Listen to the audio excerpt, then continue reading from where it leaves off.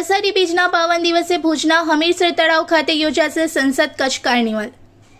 કચ્છની રાજાશાહી સમયની પરંપરાને જીવંત રાખવા માટે ભુજના હમીરસર તળાવ ખાતે અષાઢી બીજના પાવન દિવસે સંસદ કચ્છ કાર્નિવલનું ભવ્ય આયોજન કરવામાં આવ્યું છે।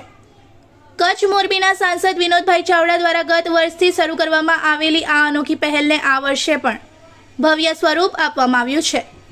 કચ્છની સંસ્કૃતિ, પરંપરા અને વારસાને ઉજાગર કરવાના હેતુથી યોજાનાર આ કાર્નિવલમાં વિવિધ સાંસ્કૃતિક કાર્યક્રમોનું આયોજન કરવામાં આવશે। આ અંગે પત્રકારોને માહિતી આપતા સાંસદ વિનોદભાઈ ચાવડાએ જણાવ્યું હતું કે રાજાશાહી સમયથી ચાલી આવતી પરંપરાને જાળવી રાખવા અને નવી પેઢીને કચ્છની સમૃદ્ધ સંસ્કૃતિથી પરિચિત કરાવવા માટે સંસદ કચ્છ કાર્નિવલનું આયોજન કરવામાં આવી રહ્યું છે। કાર્નિવલને લઈને કચ્છવાસીઓમાં ઉત્સાહ જોવા મળી રહ્યો છે અને મોટી સંખ્યામાં લોકો ઉપસ્થિત રહે તેવી શક્યતા છે। ની ઉજવણી સમગ્ર દેશની અંદર કરવામાં આવે છે અને ઠેર ઠેર જગ્યાએ તે દિવસે ભગવાન શ્રી જગન્નાથજીની શોભાયાત્રાનું પણ આયોજન થાય છે। અમદાવાદની અંદર પણ ભવ્યનું આયોજન થાય છે। પણ અષાઢી બીજ કચ્છ સાથે એક અનેરો એનો નાતો છે। અષાઢી બીજ એટલે કચ્છી નવું વર્ષ અને કચ્છી નવા વર્ષની ઉજવણી દેશ અને દુનિયામાં રહેતો કચ્છી માળું જે છે એ દિવસે એની ઉજવણી કરે છે। એનો ઇતિહાસ પણ મેં તમને વાત કરી કે અલગ અલગ રીતે જોડાયેલો છે। આપણા રાજવી જામ રાયધણજી જે એમણે વિજય પ્રાપ્ત કર્યો એની સાથે જોડાયેલો છે। લાખા ફુલાણી જે દેશની અંદર આવે છે અને જે પ્રકૃતિ જે ખીલી છે, વરસાદ પડ્યો છે, એને પણ ઇતિહાસકારો, કવિ, લેખકો આજે એમની સાથે પણ જોડીને આપણે કચ્છી નવા વર્ષની ઉજવણી કરીએ છીએ।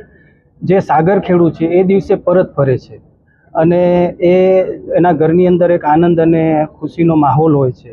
આજે પણ એ પરંપરાને હાજર સાગર ખેડૂત મિત્રો આજે ચાલુ રાખી છે। એની સાથે પણ આપણે જોઈએ છીએ વાવણી થાય છે કે ખેડૂતો આનંદમય બને છે વરસાદ પડે છે એટલે, અને વાવણીનો દિવસ એટલે અષાઢી બીજનો એની સાથે પણ આપણે જોડે છે। અલગ અલગ રીતે આપણે અષાઢી બીજ એટલે કચ્છી નવા વર્ષની ઉજવણી આપણે કચ્છની અંદર કરતા આવ્યા છે। અને આપણે જોયું કે થોડો સમય પહેલાં આદરણીય શ્રી નરેન્દ્ર મોદી સાહેબ જ્યારે આપણા રાજ્યના મુખ્યમંત્રી હતા ત્યારે ઝારાના ઐતિહાસિક ડુંગર ઉપર એક અષાઢી બીજની ઉજવણી થઈ। માંડવીના બીચ ઉપર પણ અષાઢી બીજનો એક ભવ્ય કાર્યક્રમ થયો અને દેશ દુનિયાથી અનેક લોકો આવ્યા હતા। છેલ્લા વર્ષથી આપણે નક્કી કર્યું છે કે આને નવી પેઢી સાથે આપણે જોડી રાખીએ।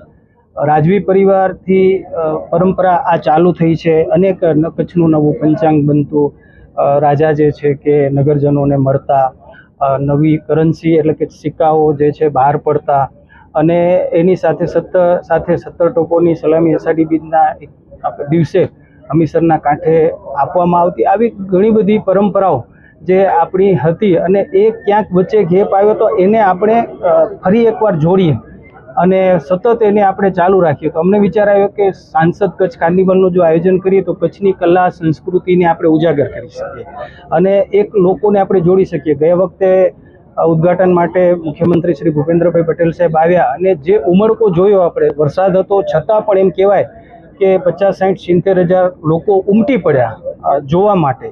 તો કચ્છની કલા સંસ્કૃતિ, આપણું જે અલગ અલગ રીતે ગામડાઓની આપણી રીતિ રિવાજ છે, જે આપણી અલગ અલગ ભાતની આપણી જે પરંપરાઓ છે એને આ કૃતિઓના માધ્યમથી આપણે ઉજાગર કરી હતી અને આપણને એ જોવા મળ્યું હતું। તો 16મી તારીખે જે છે કે દ્વિતીય સાંસદ કચ્છ કાર્નિવલ થઈ રહ્યો છે।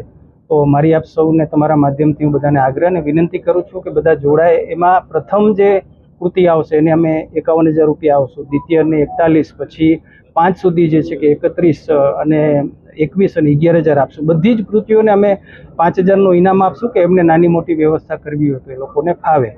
બધા જ લોકોને અમે જે છે કે એક કૃતિની અંદર 25 લોકો હોય અને વધુમાં વધુ ગમે એટલા લોકો જોડાય અને આ વખતે પણ 60થી વધારે કૃતિઓ આવી છે અને એનો પ્રવેશ જે છે મહાદેવ ગેટથી થશે અને વિજયરાજ લાઇબ્રેરીથી લઈ અને જ્યાં લેક્યુ પાસે જે છે કે સ્વામી વિવેકાનંદજીની પ્રતિમા છે ત્યાં એનું મેઇન પરફોર્મન્સ થશે અને રાજેન્દ્ર પાર્કનો ગેટ છે ત્યાંથી એની એક્ઝિટ થશે। તો એક સરસ આપણે પ્રયાસ જે છે કે કચ્છી નવા વર્ષે આપણે કર્યો છે। તો તમારા બધાનો સહયોગ મળે અને લોકો જે છે કે આ કચ્છી નવા વર્ષમાં કાર્નિવલમાં મોટી સંખ્યામાં જોડાય એવી તમારા માધ્યમથી સર્વે કચ્છીઓને હું અપીલ કરું છું। इस इस वीडियो को लाइक करें, हमारे चैनल को सब्सक्राइब कर बेल आइकन जरूर प्रेस करें हमारी न्यू वीडियो सबसे पहले देखने के लिए।